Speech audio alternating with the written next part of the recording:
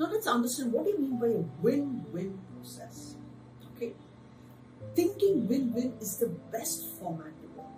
So sometimes when we're dealing with our customers, in our mind, it's we have to win, we have to win, we have to get the maximum profit. But a better strategy is not thinking of, I win, you lose. It is better to think of a strategy where it's win-win. I win and the customer also wins, so that the customer will keep coming back to you. And that is important. So seek first to understand, then to be understood. Now when we have arguments, we have two parties that are continuously screaming at each other or arguing with each other.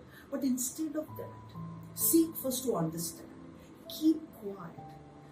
Listen and continue to listen till the other parties completely spoken their bit. First seek to understand what is their problem. Okay? Then to be understood. That means first listen and then speak. Synergy is all about collaboration. If you have the capacity to build a team and collaborate, the strengths of the team, the output of the productivity is far, far more than your individual efficiency. It's more about collaboration and the output from collaboration than it's about individual efficiency. Now these are the very important questions to ask, okay, to create a win-win environment. What are the results we want to accomplish? What are the guidelines we should follow? What resources do we have? To whom are we accountable? What are the consequences? Okay, so questions lead us in the right direction. Now, empowerment. Leaders become great not because of their power, but because of their ability to empower others. Trustworthiness. Are you worthy of trust? So, trust is two ways. As a manager, you need to have the capacity to trust your team members. And your team members need to trust you, or they need to have confidence that you have the capacity to be a good manager and deliver results. They need to trust that you can help them, you can support them, and you can lead them towards their goal. So trust is mutual, it is both ways. And to create an environment of trust, you need both character and competence. So trust is possible only if there is both character and competence. Now I'll give you an example. Okay. Now you might be a person who has excellent integrity, or you're a very, very honest person, but you don't have competence, or you're not capable of doing the job, or you don't have the skill sets to do the job. Do you think your team members will trust you? No.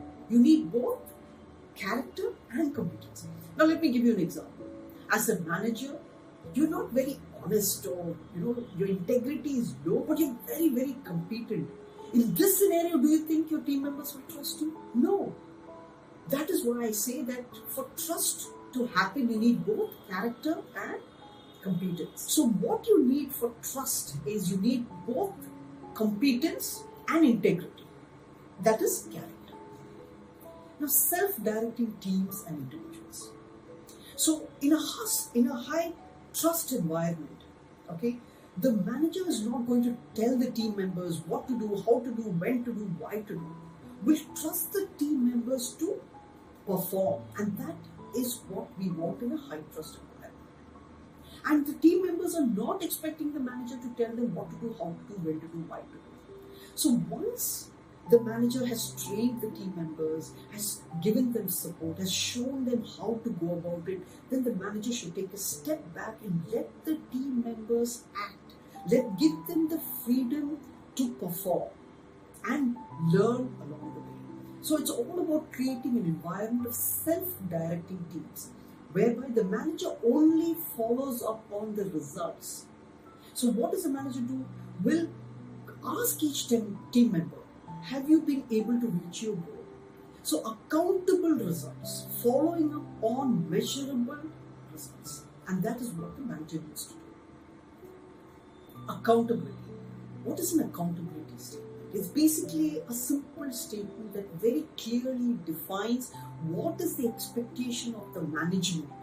And it has got clear measurable figures okay, which the management should very clearly define and say, this is what I mean by performance, and this is the accountability or your responsibility to achieve this. And that clarity should be there. Only then you can follow up with the team member and find out whether the team member has met that or not.